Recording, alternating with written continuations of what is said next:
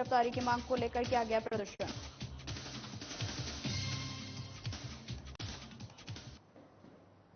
नमस्कार, स्वागत है आप सभी का हिमाचल की खबरों में। मैं आपके साथ निकिता कश्यप। बुलेटिन की शुरुआत करते हैं। मुख्यमंत्री सुखविंदर सिंह सुक्खू और उनके मंत्रियों की तरफ से केंद्र सरकार पर मनगढ़ंत आरोप लगाने के बाद पूर्व मंत्री राजेंद्र गर्ग ने प्रदेश सरकार पर जमकर हमला बोला है। उन्होंने कहा कि कांग्रेस पार्टी झूठी गारंटियां देकर सत्ता हथियाने के बाद अब केंद्र सरकार को कोसकर प्रदेश की जनता को गुमराह करने का प्रयास कर रही है। वहीं पूर्व मंत्री राजेंद्र गर्ग ने मुख्यमंत्री सुखविंदर सिंह सुक्खू और उप मुख्यमंत्री मुकेश अग्निहोत्री के द्वारा केंद्र सरकार के ऊपर मनगढ़ंत आरोप लगाने पर पूछा कि जब कांग्रेस पार्टी प्रदेश में झूठी गारंटियां दे रही थी तो क्या उस समय केंद्र सरकार से पूछकर गारंटियां दी थी।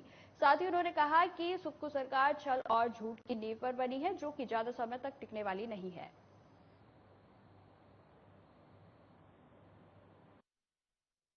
हिमाचल प्रदेश सरकार के द्वारा चुनावों के समय जो कांग्रेस पार्टी ने जो 10 गारंटियां लोगों को दी थी और जिसकी एवज में लोगों से वोट लिए और लोगों को गुमराह करके सत्ता हासिल की, आज सत्ता हासिल करने के 6 महीने बाद भी अभी वो उन गारंटियों को पूरा नहीं कर सके और गारंटियों को पूरा करने से पीछे हटते हुए अब कांग्रेस सरकार जो है केंद्र सरकार के ऊपर सारी बातें फोड़ने का काम शुरू कर दिया है। 75,000 करोड़ के कर्ज तले दबे हिमाचल प्रदेश को कर्ज से उभारने के लिए केंद्र सरकार से ही आस बची है, लेकिन केंद्र ने हिमाचल के कर्ज में 5,000 करोड़ की कटौती कर दी और साथ ही अन्य प्रोजेक्ट को भी रोक लिया है, जिसको लेकर हिमाचल प्रदेश सरकार अब सख्ते में है। आपको बता दें, जिसको लेकर उद्योग मंत्री हर्षवर्धन चौहान ने कहा कि कांग्रेस सरकार बनने के पहले दिन से ही आर्थिक तंगी से जूझ रही है। पिछली जयराम ठाकुर सरकार के वित्तीय कुप्रबंधन की वजह से प्रदेश 75,000 करोड़ के घाटे में है। ऊपर से केंद्र सरकार ने कर्ज की सीमा को 5,000 करोड़ कम कर दिया, लेकिन कर्ज लेना सरकार की मजबूरी है।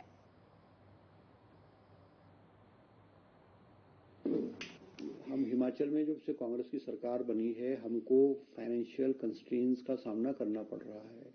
जब मेरी सरकार बनी, 75,000 करोड़ रुपए का लोन हिमाचल प्रदेश पे उस वक्त था। हमारी मजबूरी है, हम लोन उठा रहे हैं, ये हर सरकार की मजबूरी है।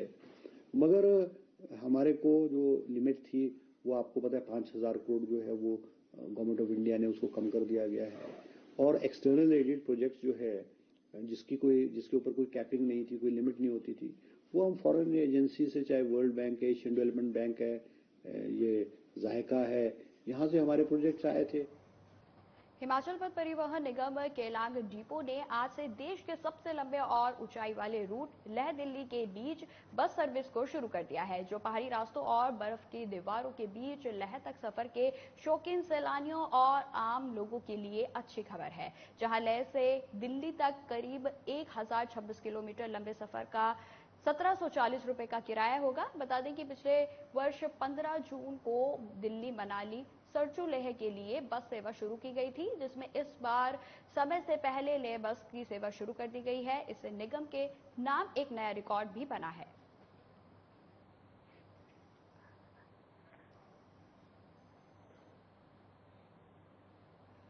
अखिल भारतीय विद्यार्थी परिषद हिमाचल प्रदेश के प्रदेश मंत्री आकाश नेगी ने धर्मशाला में पत्रकारों से बात करते हुए सभी शैक्षणिक संस्थाओं में छात्र संघ चुनाव शुरू किए जाने की मांग की है, ताकि विद्यार्थियों को समुचित प्रतिनिधित्व का अवसर मिले और उसमें नेतृत्व गुण का भी विकास हो। वहीं अखिल भारतीय विद्यार्थी परिषद में सभी राज्य विश्वविद्यालय और महाविद्यालयों में वर्तमान की आवश्यकताओं के अनुरूप कार्य किए जाने सहित कई पक्षों में सुधार की मांग की है। बता दें कि देश भर में जितने भी विश्वविद्यालय और महाविद्यालय हैं, उनकी स्थिति में सुधार के लिए विशेष कदम उठाए जाने की मांग भी की है, जिसमें उन्होंने बताया कि विश्वविद्यालय प्रशासन शिक्षा क्षेत्र की गुणवत्ता पर ध्यान दे। इसके साथ ही अखिल भारतीय विद्यार्थी परिषद ने शैक्षणिक परिसरों को तनाव मुक्त बनाने के लिए सरकार और शैक्षणिक संस्थाओं के प्रशासन के शीघ्र कदम उठाए जाने की मांग की गई। 28 तारीख को राष्ट्रीय कार्य परिषद की बैठक समाप्त होती है, तो पूरे देश भर के विभिन्न सामाजिक मुद्दे, विभिन्न शैक्षणिक मुद्दों को लेकर ये 3 दिन का वहां पर मंथन होता है। इस वर्ष विद्यार्थी परिषद का ये पूरे वर्ष पे फोकस रहेगा कि छात्रों के लिए आनंदमय व सार्थक कैंपस यूनिट और हैप्पी एक कैंपस यूनिट बनाना हमारा मुख्य इस वर्ष का हमारा इस पे फोकस रहने वाला है। और हम सभी को ये मालूम भी है कि ये वर्ष छत्रपति शिवाजी के 350वीं राज्याभिषेक का वर्ष है, तो पूरे देश भर के हर एक कैंपस के अंदर छत्रपति शिवाजी जी के लिए अलग अलग कार्यक्रमों के माध्यम से ये वर्ष उनको समर्पित किया जाए। राजधानी शिमला के कालीबाड़ी ऑडिटोरियम में 68वीं अखिल भारतीय नाटक और नृत्य प्रतियोगिता का आयोजन किया जा रहा है। यह 4 दिवसीय कार्यक्रम है। इसका शुभारंभ 6 जून को हुआ है और इसका समापन 10 जून को होगा। वहीं आपको बता दें कि इसमें 20 राज्यों में को शामिल किया गया है, जहां कई राज्यों के लोगों ने बढ़ चढ़कर भाग लिया। इसमें ऐसे लोगों को आगे लाया जा रहा है जिनके घर की आर्थिक स्थिति ठीक नहीं है, पर टैलेंट कूट कूट कर भरा है। बता दें कि 1200 प्रतिभागी इस प्रतियोगिता में शामिल हैं। इसमें 27 नाटक किए जा रहे हैं। इसको लेकर ऑल इंडिया आर्टिस्ट एसोसिएशन के अध्यक्ष रोहिताश गोड ने बताया कि कलाकारों को जोड़ने और सांस्कृतिक सद्भाव बनाने के लिए AIAA मिशन को पंख दिए। वहीं राष्ट्रीय स्तर पर कला के माध्यम से राष्ट्रीय एकता AIAA का जनादेश कला और संस्कृति को बढ़ावा देना है। तो आपको बता दें कि एक बेहद ही भव्य और बेहद ही रोमांच भरा जो है एक प्रतियोगिता का आयोजन शिमला में किया जा रहा है, जिसमें तकरीबन 1200 प्रतिभागी जो हैं भाग लेंगे। वहीं आपको बता दें कि इस कंपटीशन में 20 राज्यों से लोग जो हैं वो शामिल हुए हैं और भाग लेने के लिए वह शिमला में पहुंचे हैं। वहीं आपको बता दें कि यह इतना भव्य एक रोमांचक भरा जो है होने वाला है कार्यक्रम, जिसमें कि 68वीं अखिल भारतीय नाटक और नाट्य प्रतियोगिता का आयोजन किया जा रहा है, जो कि 4 दिवसीय है। वहीं आपको बता दें कि इसका शुभारंभ 6 जून को हो गया था, जो कि 10 जून तक चलने वाला है। 10 रहेगा। इसमें 372 डांसेज हैं और तकरीबन 27 नाटक जो है इसमें है। तो पूरे भारतवर्ष से 20 स्टेट्स को हमने कवर किया है और इसमें लगभग 1000 के करीब कलाकार इस समय शिमला में मौजूद है।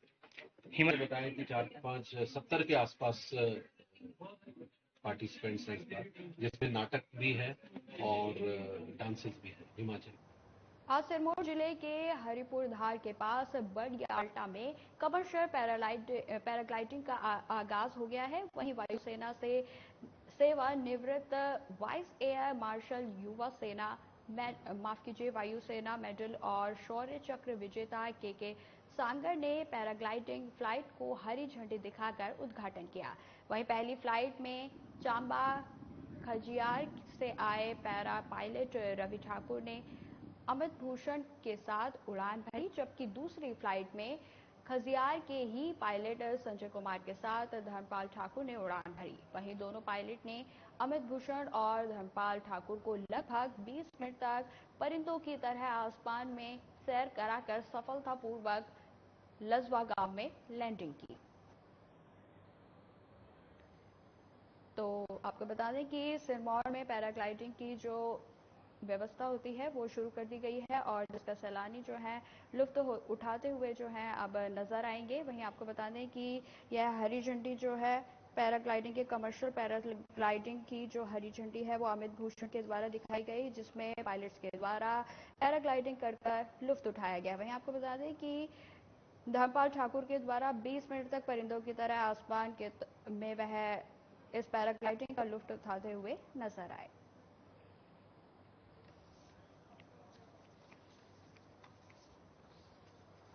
इससे लोगों को उत्साह मिलेगा, उनको इकोनॉमिकली बहुत फायदा होगा और जो आजकल के नौजवान हैं खासकर उनके लिए ये बहुत ही बढ़िया और उम्दा चीज है।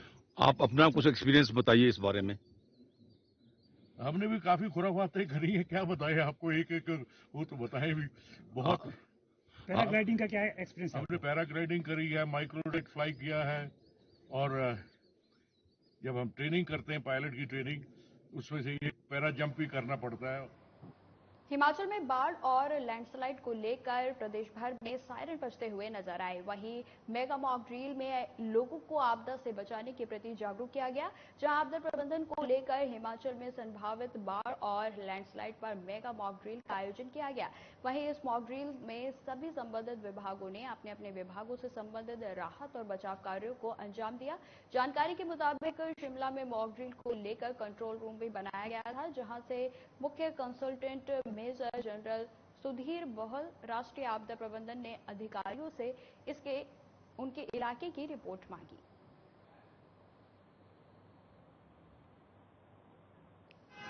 एनडीए में और हिमाचल प्रदेश एसडीए में हम एक साथ आज एक मॉक एक्सरसाइज कंडक्ट कर रहे हैं, जिस फ्लड्स, फ्लैश फ्लड्स और लैंडस्लाइड्स की परिस्थिति पे क्या कार्रवाई करनी चाहिए। तो आपदा जो ऐसी चीज ऐसी है, जैसे हम फौज में बोलते हैं उसी तरह आपदा में बोलते हैं कि the more you sweat in peace the less you bleed in war.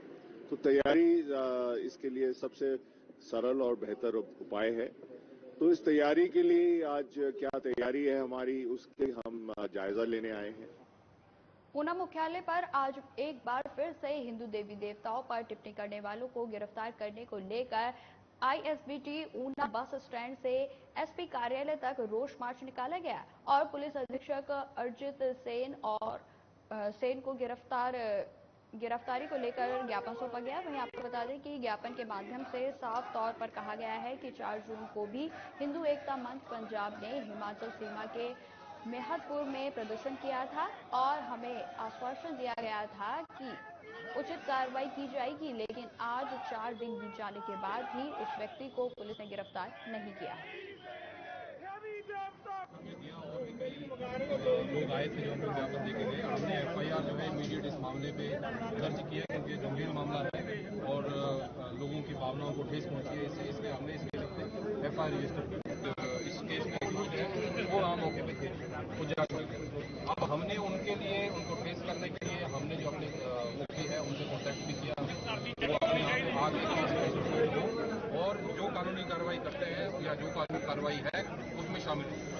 अब वो उन्होंने पहले तो बीच में आश्वासन दिया कि मैं आऊंगा, पर वो शायद किसी कारणवश अभी तक आए नहीं। फिलहाल इस बुलेटिन में नई खबरों की और भी जानकारी के लिए बने रहे हमारे साथ। नमस्कार।